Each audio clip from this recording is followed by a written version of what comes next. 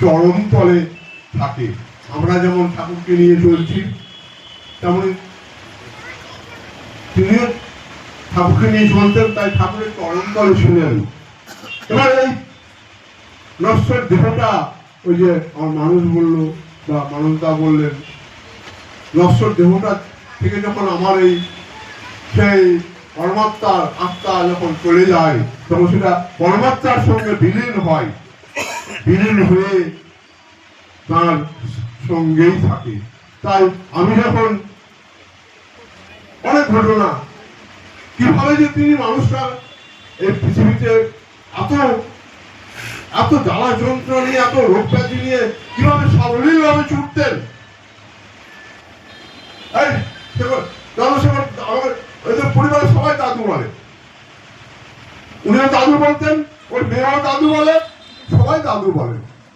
হ্যাঁ, সবাই জিজ্ঞাসা করে আমি কিন্তু বাংলাদেশ যাবো, বলেছে এই নেহা, বলেছে দাদু যাচ্ছে, কোনো সারা যেন তাকে না আটকায়। এখান থেকে বাংলাদেশ যাচ্ছি আমি, বর্ডারে আমার কোনো চেকিং হলো না, আমার স্ত্রী আমার সঙ্গে ছিল, আমার কোনো চেকিং নাই, কাস্টমস দেখলো না, কোনো কিছু দেখলো না, সোজা চলেন আপনাকে ঘরে খাইয়ে দাইয়ে আমাকে সে আখের রস খাওয়ালো, খাওয়ালো, যে বাংলাদেশ পাঠিয়ে দিল। লোকটার এইরকম বিধ্বংসী ছিলেন, পরোপকারী ছিলেন, তাকে কি করে ভুলবো? ভুলবো না। যতদিন তিনি চন্দ্র সূর্য পৃথিবী থাকবে ততদিন তার কীর্তি থাকবে। তবে যাই হোক, আমাদের তিনি চলে গেছেন, কিন্তু ওই ঠাকুর যেমন বলেছিলেন তার এক শিষ্যকে যে এই তোর বাবা চলে গেছে, তাতে কি হয়েছে? হ্যাঁ, তুই দেখতে পাচ্ছিস না তোর বাবা আমার সঙ্গে দাঁড়িয়ে আছেন, আমার কাছে আছেন। তুই যেমন, আমি যেমন তোকে দেখছি, তিনিও আমার সঙ্গে তোকে দেখছেন। তাই আর যখন সৎসঙ্গ আমরা করি, তাকে যখন শ্রবণ মনন করি, তখন তিনি ওই ঠাকুরের সঙ্গে থেকে দেখছেন তার পরিবার বর্গ তাকে নিয়ে শ্রবণ মনন করছেন, তার আত্মার শান্তি হয়। তাই সে শান্তিময় পুরুষের কাছে তিনি গেছেন, শুনলেন আমি অত কিছু বলতে যাবো না, মৃত্যু সজ্জায় আমাকে যখন আমি আপনাকে অতীতে গেছি, আমাকে যে আপনাকে যেমন আচার্যদেব দাঁড়িয়ে থাকবেন, আপনার অপারেশন হবে, কোনো চিন্তা করবেন না। আমি অপারেশন করে ফিরে এসেছি, বৌমাকে আমার বাড়িতে পাঠিয়েছেন, ছোট ভাইয়ের বউকে, ছোট ভাইয়ের বউকে বলে আমাকে বলছেন যে আপনি ঘাবড়ে যাচ্ছেন না, হ্যাঁ, তো বলছে একদম ঘাবড়াবেন না, কুলেখাড়ার রস খান তো আপনি, কুলেখাড়ার রস। সঙ্গে সঙ্গে আমি ছেলেকে বললাম এই কুলেখাড়া নিয়ে আয়, কুলেখাড়া নিয়ে এসে সে কুলেখাড়াকে দেন, কুলেখাড়ার রস খেয়ে আমি বেঁচে আসি। তিনি বলছেন আমাকে কুলেখাড়ার রস খেয়ে আমি বেঁচে আসি। হ্যাঁ, কুলেখাড়ার রস খান, আপনার কিচ্ছু হবে না, থাক, আপনার সঙ্গে আচার্যদেব আছেন। বারবার করে তিনি আচার্যকে এত ভালোবাসতেন যে লোকটি চলতে পারত না। আমার মা আর নেহা জয়ন্ত সেবার আমার যাওয়া হয়নি। আমি আগের দিন ফিরে এসেছি, পরের দিন আমাকে যে দাদু যে ঘরে যাবো চলেন, আমি কালকে ফিরে আসলাম দাদা, বুঝছি তা আমি জানি না, আপনি যাবেন কিনা বলেন, আপনাকে যেতে হবে। আমি দেখলাম এ তো লাশের বান্দা, আমার গাড়ি ফাঁকা যাবে নাকি? জয়ন্ত ফোন করলাম, জয়ন্ত দাদু তো আমাকে সারা যেতে যাচ্ছে না, হ্যাঁ সঞ্জয় দা, জয়ন্ত তুমি যাও। অবাক কাণ্ড, যে মানুষ হাঁটতে পারে না সে মানুষ হেঁটে হেঁটে আচার্যদেবের সামনে চলে গেলেন। আচার্যদেব ওখান থেকে তাকালেন, শরীরটা ভালো রাখবেন, শরীরটা ভালো রাখবেন, আচার্যদেব ওখান থেকে শরীরটা ভালো রাখবেন। এইরকম বাড়ির মা বলছেন যে ওর দাঁড়ানো কি করে, যে লোক দাঁড়াতে পারে না, লাঠি নিয়ে দাঁড়ায়, সে এমনি হেঁটে চলে গেল আচার্যকে দর্শন করানো। মৃত্যু সজ্জায় শায়িত হয়ে আছেন। আমাকে নিতিন বলছে যে দাদু জানেন কি হয়েছে? বাবা বলছে তুই আমাকে অ্যাম্বুলেন্স কর, আমি দেওঘর যাবো, আমি আচার্যদেবকে দর্শন করতে যাবো। কিছু গুরুদাস আমি ফোন করছি, ফোন করে সব জানালাম এই ঘটনা এই ঘটনা এই ঘটনা। কিছু গুরুদা বলছেন দাদা, হ্যাঁ আচার্যদেবকে সব নিবেদন করা হয়েছে, আচার্যদেব তার জন্য খুব মনোকষ্ট পেয়েছেন, মনোদুঃখ পেয়েছেন, তাই আজকে সকালেও কিছু গুরুদা আমাকে ফোন করে জানালেন যে তার ছেলে নিতিনের সঙ্গে আমার সব কথাবার্তা হয়েছে। হ্যাঁ, খুব ভালো লাগলো। তিনি চলে গেছেন, কিন্তু অন্তপক্ষে তারা তার বংশধরের মধ্যে, তার ছেলে মেয়ের মধ্যে, তার স্ত্রীর মধ্যে ঠাকুরকে রেখে গেছেন, তো তাই তাদের জীবন ধন্য। হ্যাঁ, তিনি ঠাকুরের সঙ্গে আছেন, তাই তোমরা ঠাকুরকে মাথায় নিয়ে চলবে। আর তিনি বলেছেন, আচার্যদেব নাকি বলেছেন যে ওদের কাজ কাম শান্তি হয়ে গেলে, সৎসঙ্গ হয়ে গেলে ওরা যেন একবার সবাই মিলে ঠাকুর বাড়ি আসে, ওরা যেন সবাই মিলে একবার ঠাকুর বাড়ি আসে। আমাকে নিতিন বলছো যে দাদু আমি 2রা সেপ্টেম্বর চলেন না 2রা ডিসেম্বর আচার্য তিথিতে চলেন, চলে যাবো। আমি খুব ভালো দেখো।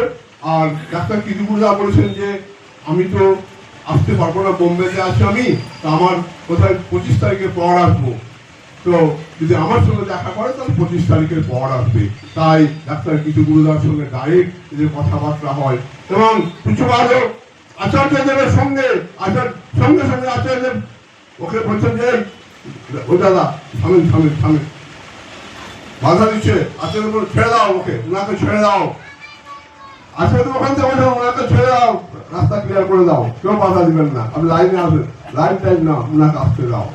এই ধরনের মানুষ তিনি ছিলেন। আচার্যকে এত ভালোবাসতেন। সে আত্মার শান্তি হোক, তিনি আত্মার ঠাকুর আচার্যদের সঙ্গে আছেন। আমাদের সুভাষ খুব ভালোবাসতো সুভাষকে। হ্যাঁ, সঞ্জয় যা কোনো কিছু হলেই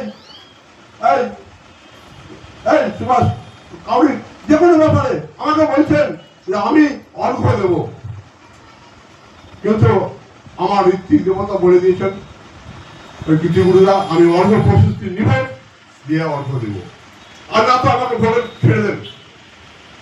মালদা মন্দিরের ভোগের সব আমাকে দায়িত্ব দিয়ে দেন, আমি সব ভোগ কিনে পাঠাবো, কিন্তু আমি টাকা দেবো না কাউকে, টাকারও আমি এমনি দেবো না, হয় অনুপস্থিতি হবে আর নয় ভোগ কিনে পাঠাবো। এইরকম মানসিকতার মানুষ ছিলেন। এই যে শুনলেন মনের মুখে অমৃত মন্দির থেকে এসছে আমার মদনদার ছেলে, তাকে অর্ঘ্য দিয়েছেন। আমাদের রূপম চলে এসছে, এসে বলছে যে আমি তো ভাই এখানকার জন্য করলাম। মানুষ আমাকে বলেছিল 10টা সিলিন্ডার দিতে, আমি তো 2টা না 3টা সিলিন্ডারের দাম দিয়েছি। হ্যাঁ, দিতে পারিনি, রূপম চলে এসছে। তো আমি কিন্তু তোমাকে টাকা পয়সা দেবো না। চাল লাগবে বলো, চাল আমি চাল দিয়ে দিচ্ছি, ডাল লাগবে ডাল দিয়ে দিচ্ছি, আমি টাকা দেবো না কাউকে। আমাদের টাকাও বলেছিল আমি ওইরকম দেবো, তুমি পাঠিয়ে দাও, আমি যত বাজার লাগে সব বাজার করে দেবো। নিজে বসে থেকে দেখে আমার সৎসঙ্গ হবে, আমার বাড়িতে অনুষ্ঠান হবে, যে কোনো ব্যাপার হবে, লিস্ট পাঠিয়ে দিলাম। তিনি তার ছেলেকে মেয়েকে কর্মচারীকে দিয়ে বাজার করিয়ে দিয়ে এই এত টাকা। আপনি যে জিনিসটা 800 টাকা করে কিনবেন, কাজু, যে কাজু আমরা 800 টাকা করে দোকান থেকে কিনি, তিনি 350 টাকা করে কিনে দিলেন। কত কিভাবে লোকটা মালদার একটা ইতিহাস। যেদিন তিনি দেহ রাখেন,